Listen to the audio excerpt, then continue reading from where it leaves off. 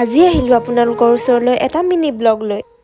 নামঘৰত গোপিনীসকলে ফাগুন মাহৰ নাম লৈ আছে, গতিকে আমিও ঘৰখনৰ হৈ শৰাই এখন আগবঢ়াওঁ বুলি নামঘৰলৈ ওলালোঁ। ভগৱানৰ ওচৰত সেৱা জনাই নামঘৰৰ ভিতৰলৈ সোমাই গ'লোঁ।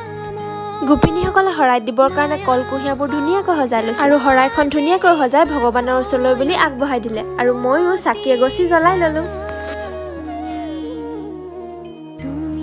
তাৰ পাছত নামঘৰত উপস্থিত সকলো গোপিনীকে তামোল দি সেৱা জনালোঁ।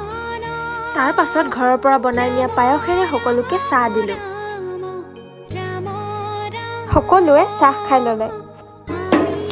তাৰ পাছত গোপিনীসকলে নাম দিয়া আৰম্ভ কৰিলে আৰু ময়ো নামৰ তালে তালে নেগেৰা বজাবলৈ অলপমান চেষ্টা কৰিলোঁ।